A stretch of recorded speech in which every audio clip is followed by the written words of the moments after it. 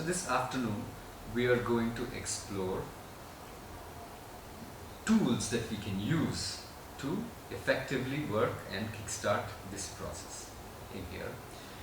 The tools are basically sacred geometry symbols, right? So first we are going to work with the symbol called the Flower of Life. Okay. It's a visual right here above us. Then we are going to use the Flower of Life to trigger two things. Yeah? Trigger number one would be what is called as rebirthing. Rebirthing. So we are going to do some meditation, some practices, some breath work that enables us to break free of the patterns that we are caught in. Right? We all have patterns. Patterns that hold us where we are, doesn't allow us to move beyond, yeah, where we need to move. The patterns are nothing but what we have acquired from our education, what we have acquired from our surrounding things, cues from the media, from our parents, from our ancestors as a genetic code. And there are many different programs that we already inherit when we come in here, and we accumulate more programs. And these programs necessarily are not what are serving you. They're serving culture, they're serving civilization, they're serving status quo of what needs to be maintained in a certain thing. But they necessarily are not serving your individual higher purpose. These are just programs you've acquired, like a software that you have. The operating system of yours is in one space. Now, when we go to Vipassana, for example, why you find Vipassana as a beautiful experience is that when you go to Vipassana, you let go of your habits. You let go of your predisposition to do certain activities one after the other. And in those 10 days, you let go of thought, you let go of eating that food that you eat, you let go of your friends, you let go of your communication devices, you let go of books, you let go of everything. And in that space of letting go of everything, what you erase is your neural patterns. There's a certain pattern that's operating in our brain, right? Certain pattern, your neurons are traveling in a certain pattern, and that pattern that it's traveling in is just 10%. So neural activity is only relegated to 10% of your brain space. 90% of your brain space through your lifetime is dark. There's no neural activity. So if you map you in a probe, yeah, to see what your neural activity is, usually we find most of us, because we comply to common things, we understand the same programs, we are all the same programs, more or less similar areas of our brain start to get active. Yeah. So our patterns are nothing but those neural patterns, and when we let go of our practices, then our habits, as in a Vipassana, then what happens is we feel, when we come out of Vipassana, we feel like a baby, fresh, because our mental patterns are dulled down. Our neural activity has dulled down, slowly quietened, and it's become like an empty space, like an empty canvas where you can paint on fresh programs, where you can make fresh programs. The problem why Vipassana is not working for most of us, and we keep going back and again to Vipassanas, is that after we clear and do the whitewash in our programs, and we have kind of dulled it, erased it, we go back into the same house, we go back to the same partner, we go back eating the same food, we go back using the same mobile phone, we go back to the same job, and boom, in a day the whole pattern that we have is active again. And we are stuck in the same pattern. And we keep wondering why we went to Vipassana, we went to retreat, we went to ashram, we did this, we did everything was fine, but now back again. Right?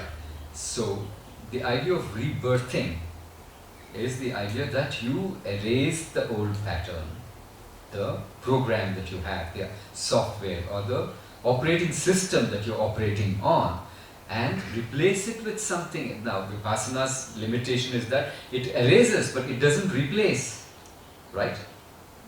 You are meant to replace it with a new program, but you don't, and the whole old program is back into action.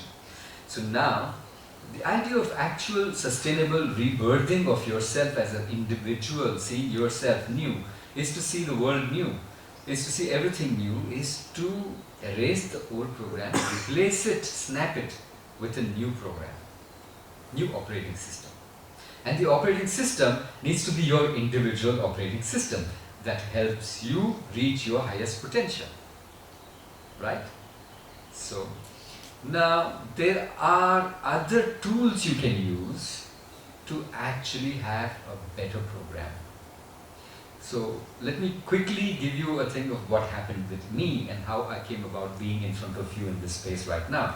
I am used to talking in front of people, but I was talking about marketing, and I was talking about experiential marketing, and I was before this 7 years ago a dean and CEO of a business school, a media school to be specific.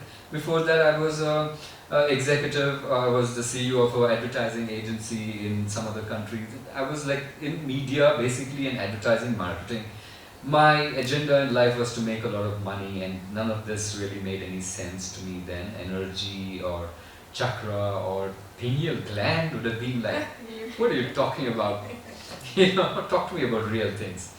But accidentally, one day, I just tripped and fell down. And when I got up on my feet, the world had changed.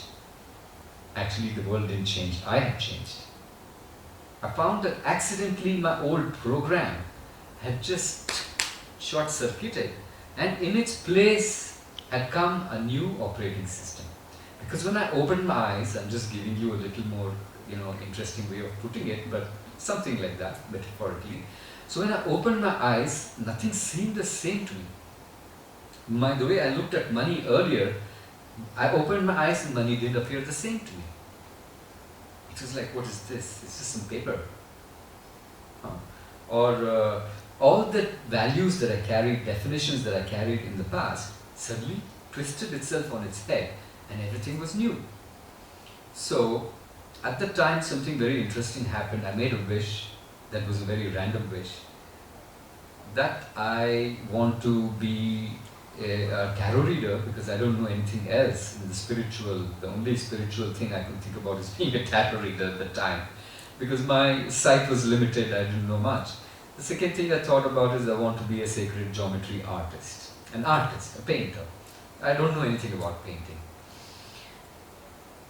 After I made the wish, what happened is in 30 days time, 40 days time actually, in 10 days time my life dissolved.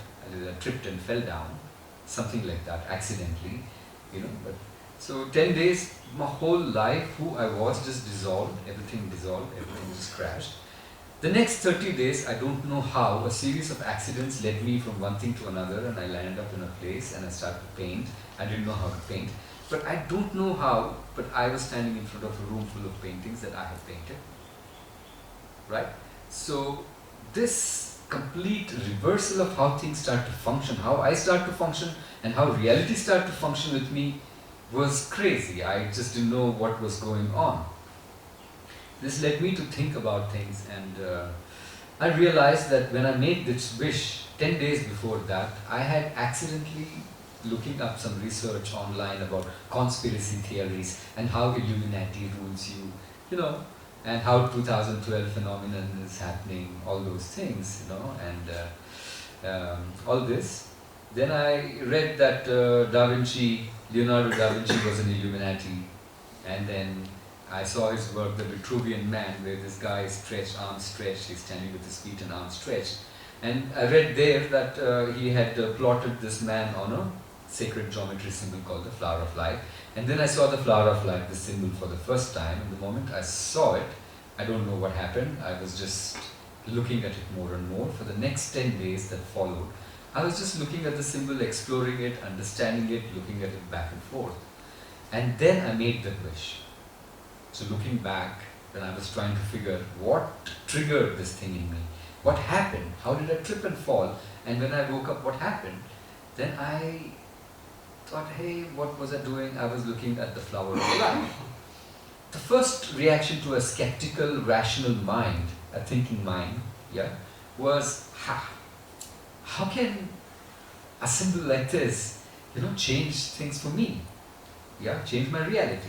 The moment I spoke those words, magically, because my life was full of logic. I tell people that before that day, Before that, 21/12/2000, my life was full of logic, and after that it suddenly changed to magic. Okay? So when I spoke those words that how can a symbol do this, I was in Goa painting the Flower of Life then in a beach shack. This is the beach. So the next week I had 20, 30 people almost who were just walking past, walked in straight into the place that I was painting. They stood and said, "Oh, Flower of Life, you want to hear a story? You know what happened to me when I met the Flower of Life? My life changed. My life shifted from here to there. I could manifest things. Whatever I thought of just started to come to reality. Everything changed for me."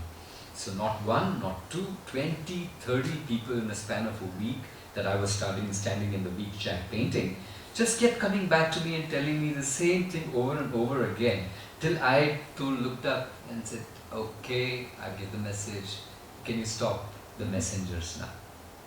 Okay, I buy it, that this symbol has some secret." I figured that the only way I can explain this random phenomenon of people just coming randomly and talking to me about their life experience, sharing with me of how it radically shifted them, how their programs just disappeared and a new program was gotten into their heads. And they said this was the Flower of Life, and then I started to say, okay, so there is some mystery in it, let me explore this mystery. So that's when I started to study sacred geometry symbols, and that was my gateway to understanding all processes that we relegate as extrasensory perceptions, extrasensory phenomenon that we don't know how to navigate in this space, or so it gave me access to the other dimension. I could understand. This was my gateway. So